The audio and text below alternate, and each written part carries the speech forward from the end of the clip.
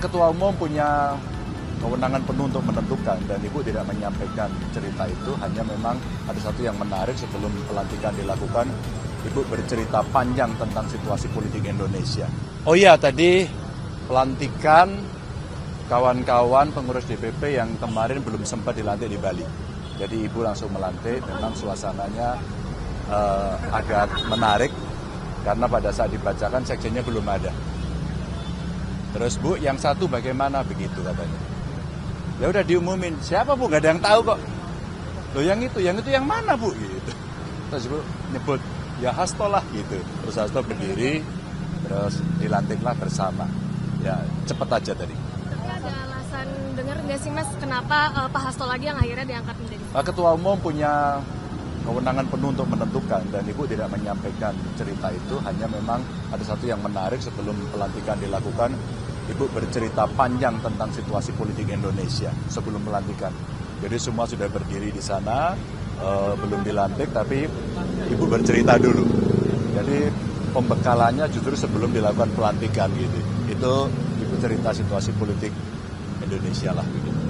Tapi ada tugas khusus nggak sih Mas untuk Mas Hasto di periode ini Ada menjadi sekjen kembali? Ada, ya tugas khususnya sebagai sekjen itu. Oke Mas, ini kan strukturnya udah lengkap, kapan didaftarkan ke Kementerian? Insya Allah secepatnya. Kita sudah komunikasi dengan pihak Kumham, beberapa syarat administratif sedang disiapkan dari masing-masing kepengurusan yang baru. Biasanya ada soal identitas, NPWP, ya, dan penunjukan notaris, dan insya Allah dalam waktu yang pendek. Mungkin kalau minggu ini bisa dikumpulkan, rasanya tinggal minta jadwal saja ke Kumham. Kumham juga sudah siap. Tadi yang hadir banyak Mas, DPP PDIP-nya apa lengkap semua? Lengkap, tinggal satu aja yang tadi masih dalam perjalanan. Masih sebenarnya untuk posisi sekjen tidak ada nama lain selain Mas Hasto dari mulai di Bali itu. Hanya Ibu yang tahu. Kalau ini kan kalau kita lihat dari sebelumnya Pak Ahok juga sempat tersandung masalah gitu ya, tapi dianggap partai tetap bisa mengisi di pusat. Nah ini Pak Sekjen juga, apakah ini artinya Ibu memang memberi ruang gitu kepada kader-kadernya yang dianggap sebenarnya tidak ada masalah hukum dan lain-lain? Di kami kan melihat kompetensi masing-masing dan kami bukan tidak tahu. Di balik seluruh peristiwa kita tahu persis apa yang sedang terjadi pada mereka-mereka. Maka kita yakin betul bahwa kawan-kawan ini adalah dianggap, kawan-kawan yang dianggap bisa membangun partai, bisa mengerjakan tugas itu dengan baik begitu ya.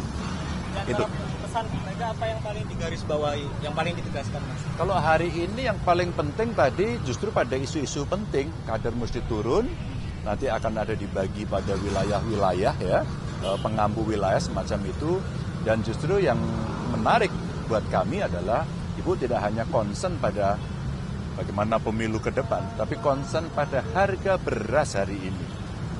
Bagaimana kemudian kawan-kawan yang berbisnis beras hari ini merasa cemas. Tadi dilaporkan stok-stok perlu dicek. Terus kemudian harga gabah yang di beberapa tempat sudah menyentuh 8.000 itu juga mesti kita perhitungkan. Maka Ibu meminta agar bisa komunikasi baik dengan aparat penegak hukum, mereka yang berbisnis beras, untuk meyakinkan bahwa apa yang kita siapkan sebagai sebuah kedaulatan pangan, ketersediaan pangan, itu tidak hanya pada statement, tapi betul terjadi di pasar. Maka Ketua Umum meminta agar kita semua ngecek kondisi stok pangan yang ada di Indonesia agar tidak terjadi sesuatu yang tidak inginkan. Ini tadi menarik untuk disampaikan. Lalu Ibu bicara soal pendidikan, Ibu bicara soal kesehatan, termasuk rasio dokter dan bagaimana memenuhi agar kita bisa melakukan percepatan pembangunan kesehatan. Jadi poinnya sangat substantif tadi. Mas, untuk ini kan bentar lagi RI ya. Rencananya nanti PDIP akan terpisah lagi kayak kemarin ada acara di sekolah partai atau akan ke... Oh iya, kita akan ada upacara di Lenteng Agung. Ibu hadir semuanya. Saya kira Ibu akan memimpin upacara di Lenteng Agung. Artinya nggak datang ke istana bilang hari ini katanya upacara nanti bakal hadir di istana juga itu. Siapa? Pak Mensesnek. Oh saya belum tahu, tapi tadi jadwal yang disiapkan Ibu akan memimpin upacara di Lenteng Agung. Mas, kalau sidang tahunan Ibu bakal hadir nggak Mas? Sidang tahunan? Iya, Oh belum tahu, saya belum tahu. Tadi tidak tersampaikan informasi itu ke kami. Itu ya. Mas, Terakhir Mas soal jajaran DPD Mas, jajaran DPD. Oh, DPD sekarang sedang disiapkan peraturan partai terkait dengan petunjuknya. Nanti akan disiapkan konverda, konvercap terus sampai musancapnya. Penunjukan langsung atau rakerda? Penunjukan langsung atau Rakerda. Tapi Mas, Ya. terakhir ini kan pelantikannya kan tadi kan diselenggarakan tertutup dan agak dadakan ya, kita juga baru tahu Mas. Itu mungkin ada alasan tersendiri nggak sih Mas? Tidak, kan pelantikannya di Bali. Pelantikannya di Kongres kemarin. Ini yang belum.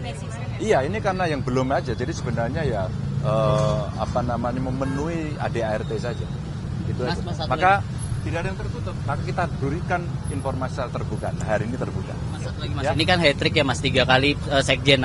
Maknanya bagi Mas Ganjar itu apa Mas? Karena situasi eksternal juga berubah.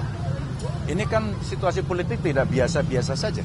Ini sedang terjadi turbulensi dan saya kira seluruh partai politik memahami situasi ini gitu ya. Maka kita juga menentukan dengan cara-cara masing-masing dari partai termasuk yang ada di PDI Perjuangan. Dan saya kira itu pasti sudah mempertimbangkan situasi dengan matang. Mas, sebelumnya dianggap kalau yang jadi sekjen ini harus bisa menjembatani juga dengan pemerintah pusat. Apakah dengan ditunjuknya Mas Hasto ini juga dirasa Mas Hasto masih bisa menjadi jembatan dengan pemerintah pusat? Saya kira terjadi komunikasi kan, waktu kongres juga ada komunikasi kan ada yang posting-posting itu, gitu kan. Jadi sebenarnya komunikasi jalan. Maka sebagai partai penyeimbang tentu komunikasi akan dibuka dengan siapapun, ya.